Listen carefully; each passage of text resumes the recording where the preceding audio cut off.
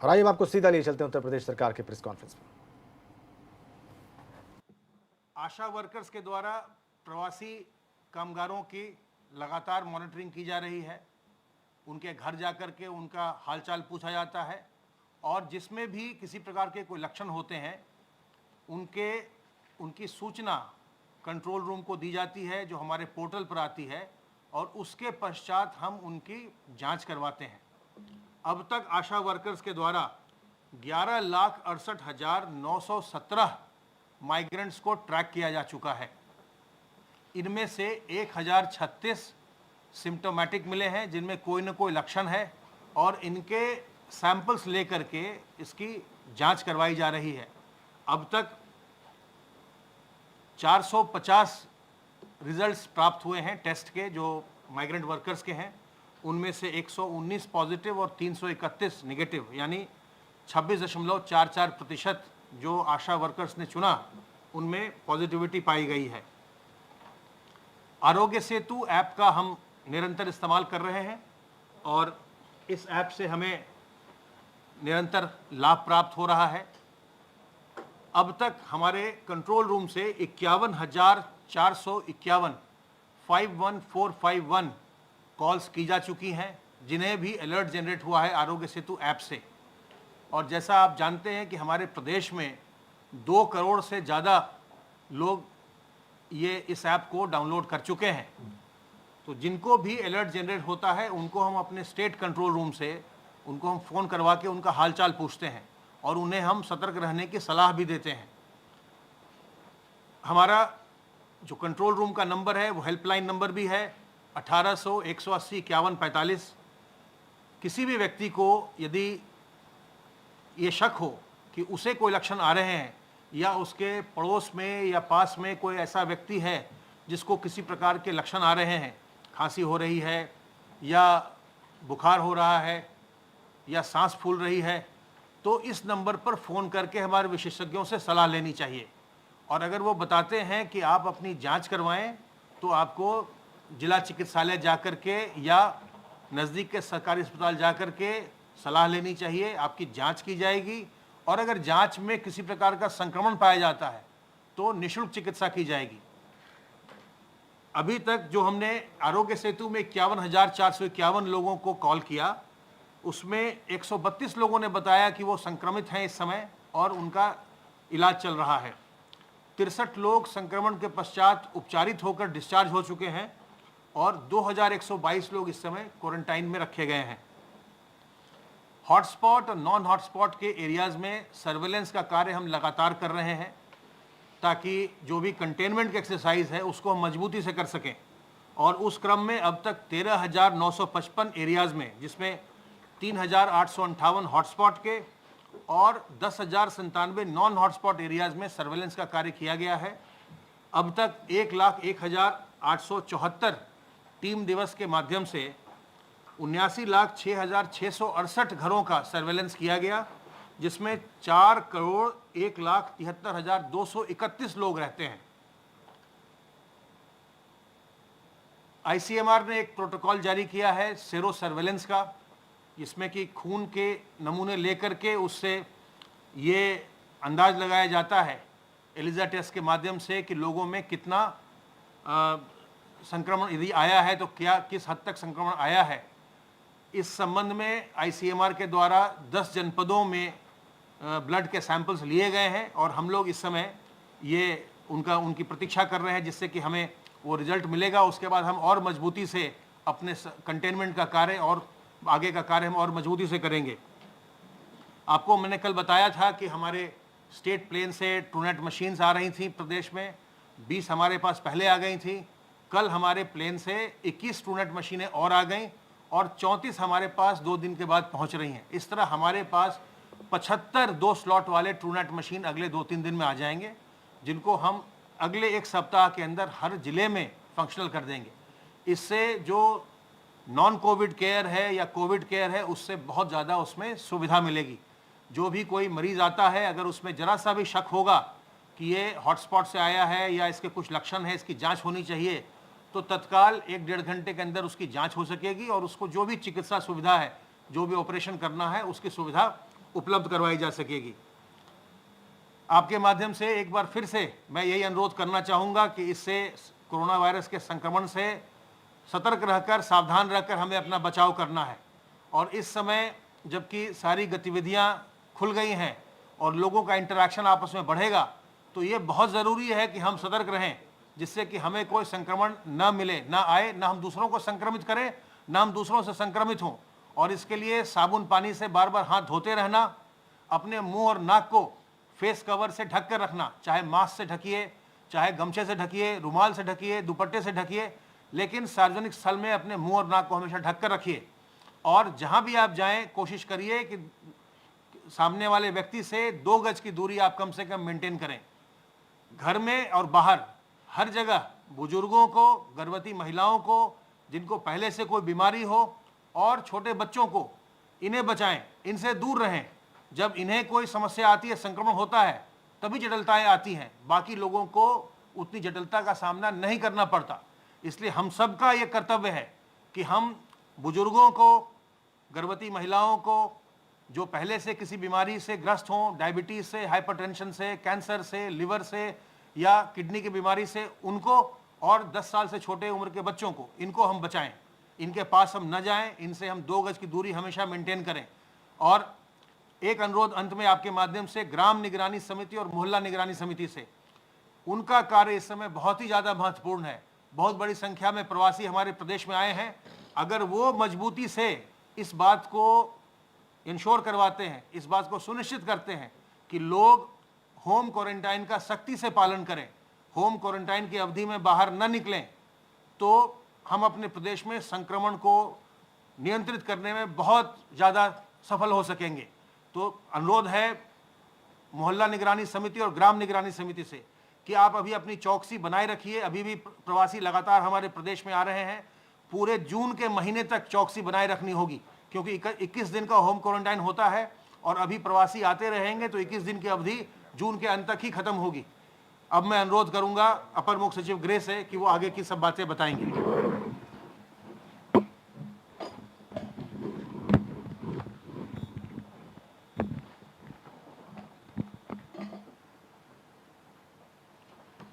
माननीय मुख्यमंत्री जी ने आज लोक भवन में टीम 11 की बैठक आयोजित की। आज पुनः उन्होंने सभी अधिकारियों को यह निर्देश दिया कि जो भी निराश्रित गांव में हैं, साथ साथ अगर शहरी क्षेत्र में भी हैं, तो अगर वो निराश्रित हैं, राशन कार्ड नहीं है, उनको कोई वित्तीय सहायता किसी और स्रोत से नहीं मिली है, तो ऐसे में उनको 1000 रुपये उनके खाते में दिया जाएगा। यदि उनको किसी स्वास्थ्य विभाग के योजना के अंतर्गत, यानी आयुष्मान भारत के अंतर्गत या मुख्यमंत्री आरोग्य योजना के अंतर्गत लाभ नहीं मिला, उनके कार्ड नहीं बने हैं, तो तात्कालिक रूप से उनकी चिकित्सकीय सुविधा के लिए 2000 रुपये तक दिया जाएगा। और यदि किसी अनफॉर्चून सर्कमस्टांस में किसी की मृत्यु होती है, लावारिस व्यक्ति होता है, तो ऐसे मामलों में अंतिम संस्कार के लिए 5000 रुपये दिया जाएगा। इस बात पर पुनः बल दिया गया और कहा गया कि इसका आदेश तुरंत जारी हो। वित्त विभाग और पंचायती राज विभाग और अर्बन डेवलपमेंट विभाग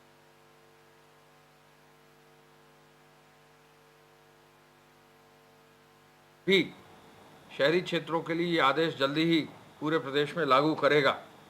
मुख्यमंत्री जी ने लेकिन कंटेनमेंट एरिया में चूंकि पूरी सख्ती है, तो वहाँ पर डोर स्टेप डिलीवरी पर विशेष बल देने का निर्देश मुख्यमंत्री जी ने दिया है। मुख्यमंत्री जी ने यह भी कहा है कि प्रदेश में जहाँ बाजार हैं वहाँ पेट्रोलिंग की जाए, भीड़ इकट्ठा ना हो। हाईवे पर और एक्सप्रेसवेज पर PRV की 112 का भी पेट्रोलिंग कराई जाए और जहाँ भी भीड़ हो वहाँ उनको एकत्र ना होते हुए सोशल डिस्टेंसिंग का पालन करने का निर्देश उन्होंने दिया। पूरे प्रदेश में राशन किट जो श्रमिक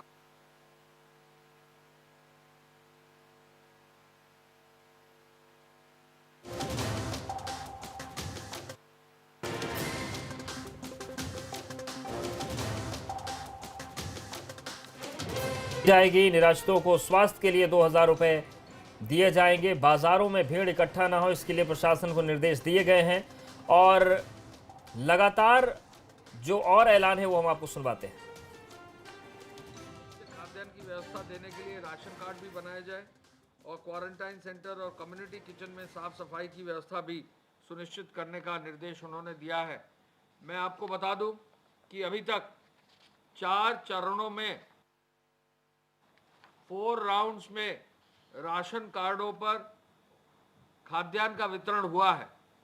अप्रैल में रेगुलर राउंड में 3 करोड़ 53 लाख राशन कार्ड्स में जो है कुल लगभग 14 करोड़ से अधिक यूनिट्स में वितरण हुआ है और अप्रैल के रेगुलर राउंड में जो खाद्यान्न वितरित किया गया है वह लगभग 7,47,000 मेट्रिक टन है। इसके अलावा अप्रैल में ही PMGKY राइस में जो फ्री राइस का वितरण था उसमें भी 3 करोड़ 57 लाख राशन कार्ड में फ्री वितरण राइस का जो किया गया है उसमें 6,86,145 मेट्रिक टन खाद्यान्न का वितरण 100% फ्री डिस्ट्रीब्यूशन कर दिया गया है। मई के महीने में 3,53,000 राशन कार्ड्स में रेगुलर राउंड में अब तक 7,56,626 मेट्रिक टन खाद्यान्न का वितरण किया गया है। यानी रेगुलर राउंड में लगभग 33-34% यानी 1/3 फ्री राशन वितरण होता है। और मई के महीने में ही PMGKY के अंतर्गत 3 करोड़ 55 लाख राशन कार्ड में 6,94,468 मेट्रिक टन जो है राइस का वितरण यानी चावल का वितरण किया गया है। यानी 4 बार पूर्ण वितरण खाद्यान्न का पूरे प्रदेश में हर गांव में और शहरी क्षेत्र में कर दिया गया है। आपको मालूम है कि 5वें राउंड का वितरण 1 जून से शुरू हो गया है। आज 2 जून तक 12 बजे तक कुल 77,04,854 राशन कार्ड पर करीब 3 करोड़ 28 लाख यूनिट का वितरण कर दिया गया है। और अब तक ये जो 5वां चरण है उसमें 1,89,826 मेट्रिक टन जो है खाद्यान्न का व्हीट और राइस का गेहूं और चावल का वितरण कर दिया गया है। चने का भी वितरण जो है इस 5वें चरण में किया गया है और चने का वितरण अब तक जो है 7,704 मेट्रिक टन चने का वितरण कर दिया गया है। यानी पूरे प्रदेश में खाद्यान्न की कोई कमी नहीं है। हर व्यक्ति को लगभग सबको 4 राउंड वितरण के बाद 5वां राउंड भी जो है अब कर दिया गया है। और अभी तक 20-21% राशन कार्ड पर तृतीय चरण 5वें चरण का जो कार्य है वो 2 ही दिन में जो है लगभग 20-21% यानी 1/5वें हिस्से को 2 ही दिन में बांट दिया गया है। ये एक बहुत बड़ा अचीवमेंट है। पूरे देश में इतना फास्ट राशन का वितरण कहीं भी नहीं हुआ है। और आज की तारीख में जो ये तेजी से वितरण हो रहा है इसको देखते हुए निश्चय ही हर गांव में जैसा मुख्यमंत्री जी चाह रहे हैं राशन की कहीं कमी नहीं है। किसी भी सूरत में यदि फिर भी किसी को कोई निराश्रित रह जाता है, जैसा मैंने अभी कहा, 1,000 रुपया जो है ग्राम के प्रधान को देने की भी अनुमति आज या कल में उसके भी औपचारिक आदेश और धनराशि भी गांव स्तर तक उपलब्ध हो जाएगी। माननीय मुख्यमंत्री जी ने ये कहा है कि जिलाधिकारियों के सहयोग के लिए जो कम्युनिटी किचन और क्वारंटाइन सेंटर निरीक्षण करने के लिए विशेष सचिव भेजे गए हैं वो प्रत्येक दशा में प्रतिदिन निरीक्षण अपने जनपदों में जो उनको अलॉटेड है उनमें करें और अपनी रिपोर्ट शासन स्तर पर भी दे और संबंधित जिलाधिकारी और कमिश्नर्स को भी दे। स्वास्थ्य विभाग के नोडल अधिकारी जो एडी स्तर के गए हैं उनको भी मुख्यमंत्री जी ने निर्देशित किया है कि वो भी अपने अस्पतालों का सघन निरीक्षण करके तथ्यात्मक रिपोर्ट जो है उपलब्ध करा दे। मुख्यमंत्री जी ने यह भी कहा है कि प्रमुख सचिव स्वास्थ्य संबंधित जनपदों के नोडल अधिकारियों का फीडबैक लेकर हर हालत में ये सुनिश्चित करें कि वहाँ पर जो भी कमी किसी भी अस्पताल में है, जो भी मरीज बताते हैं या फीडबैक मिलता है, जो भी कहीं भी शिकायत किसी भी रूप में हो, उसको अवश्य दूर किया जाए। पुलिस विभाग में, पीएससी में, फायर में और रेलवे पुलिस में कोई संक्रमण न हो, इसके लिए भी विशेष रूप से ध्यान देने की आवश्यकता है। चिकित्सा कर्मियों में भी मेडिकल इन्फेक्शन न हो, इस पर भी विशेष ध्यान देने की आवश्यकता है। ग्रामीण इलाकों में निगरानी समितियों को और मजबूत करने की आवश्यकता है। मुख्यमंत्री जी की मानना है कि गांव स्तर पर यदि निगरानी समिति में वहां के जो है चौकीदार भी हों, जो जिला मजिस्ट्रेट और पुलिस विभाग के अधीन है, वहाँ के स्वच्छागृही भी हों जो पंचायती राज विभाग के अधीन है, स्वास्थ्य विभाग के अधिकारी निगरानी समिति में पहले से हैं, राजस्व के अधिकारी हैं, विकास विभाग के अधिकारी हैं, सभी अधिकारी अगर जुट के काम करेंगे तो ग्राम प्रधान और जो ग्राम पंचायत के सदस्य हैं और जो स्थानीय वहाँ पर जनप्रतिनिधि हैं, वहाँ उनके सहयोग से निगरानी के माध्यम से होम क्वारंटाइन को बहुत मजबूती से चलाया जा सकता है। जो लोग घर में रहना जिनको चाहिए वो घरों पर ही रहें, वो आसपास घूमे ना, जिससे भी किसी भी तरह का संक्रमण फैलने की स्थिति ना हो। ग्रामीण क्षेत्र में राजस्व विभाग के जो विवाद है उनको हल करने का भी निर्देश दिया गया है। रेलवे स्टेशनों पर मुख्यमंत्री जी ने आदेश दिया है कि रेलवे स्टेशनों पर पैम्फलेट बांटा जाए। ये जो पैम्फलेट है, इस पैम्फलेट को स्वास्थ्य विभाग ने रेल डिपार्टमेंट को, डीआरएम्स को और अध्यक्ष रेलवे बोर्ड को भेजा है। ये जो पैम्फलेट है, इस पैम्फलेट को हर हालत में पूरे प्रदेश में हर रेलवे स्टेशन पर बांटा जा रहा है और इस पैम्फलेट को माध्यम से लोगों को बहुत क्लियर कट बताया जा रहा है कि उनको क्या करना है। रेल विभाग के माध्यम से उनको ये कहना है कि कंटेनमेंट जोन में जाने की उनको इजाज़त नहीं होगी। यात्री 14 दिन होम क्वारंटाइन में रहेगा। क्वारंटाइन की आवश्यकता तभी नहीं होगी यदि एक सप्ताह में से कम के लिए वो उत्तर प्रदेश में आ रहा है। अगर एक सप्ताह से कम के लिए आ रहा है और किसी अन्य स्थान वापस जा रहा है तो फिर होम क्वारंटाइन की आवश्यकता नहीं होगी। आवास में होम क्वारंटाइन की पर्याप्त सुविधा हो, शौचालय अलग हो और यदि ऐसी व्यवस्था उसके घर पर नहीं है तो उसको इंस्टीट्यूशनल क्वारंटाइन में आना चाहिए। यदि आगंतुक को किसी आवासीय परिसर की बजाय अन्य स्थान पर रहना है तो वो स्थानीय जिला प्रशासन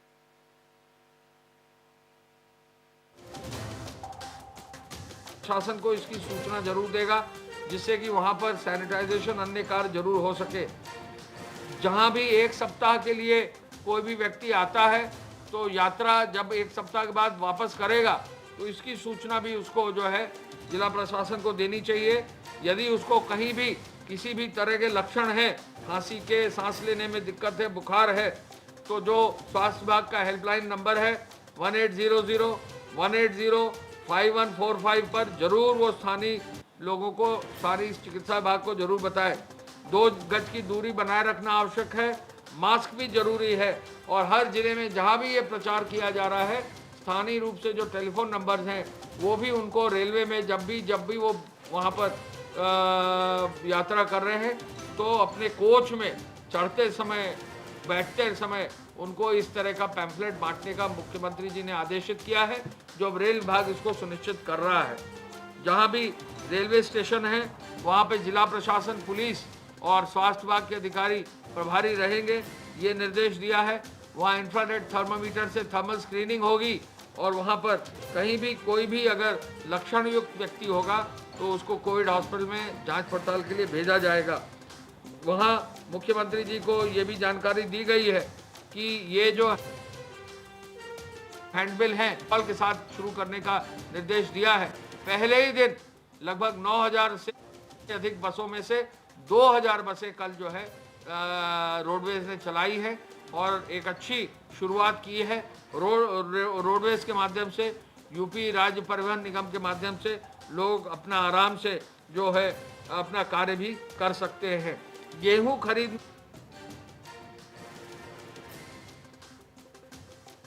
में एक रिकॉर्ड स्थापित किया है। इस बार गेहूं खरीद के रिकॉर्ड में अब तक 304 लाख क्विंटल 304.77 लाख क्विंटल गेहूं का क्रय हुआ है। 304.77 लाख क्विंटल गेहूं का क्रय हुआ है और इसके माध्यम से किसानों को 3,890 करोड़ रुपए का गेहूं क्रय का भुगतान सीधे उनके खाते में कर दिया गया है।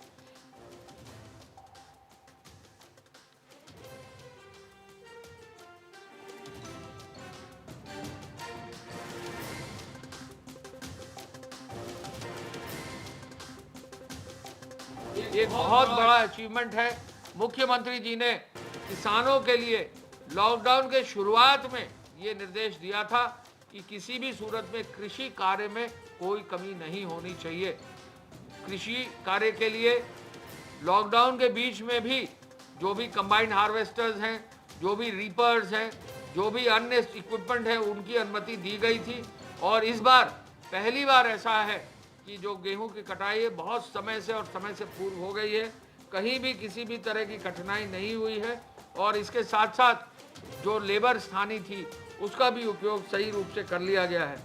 आज तक 8,887 मीट्रिक टन जो है यानी 88,870 क्विंटल चना जो है क्रय हुआ है। 88,870 क्विंटल जो है ग्राम यानी चना का जो है परचेज किया गया है एमएसपी पर और 2,640 क्विंटल सरसों का भी परचेज न्यूनतम समर्थन मूल्य पर किया गया है।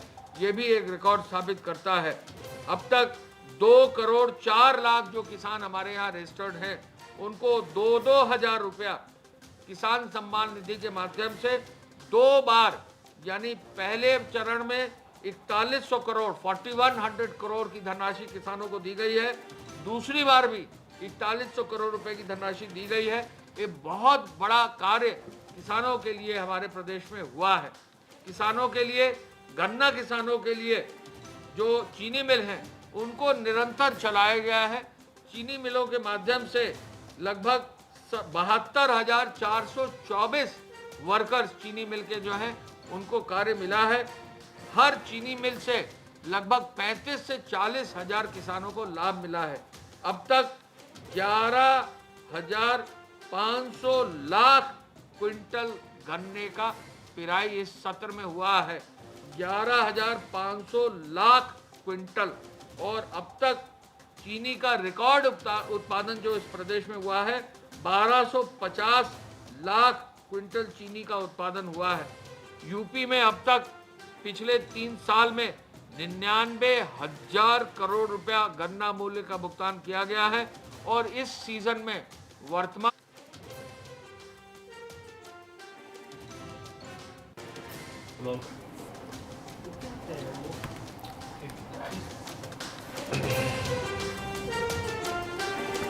तो Avanish Awasthi additional chief secretary home ये बता रहे थे, जैसे कि वो रोज़ बताते हैं कि मुख्यमंत्री ने आज क्या नए निर्देश दिए हैं कोरोना संकट के मद्देनज़र और किन रणनीतियों के तहत सरकार लगातार आगे बढ़ रही है, इस संकट से निपट रही है। ब्रेक ले रुक रहे हैं।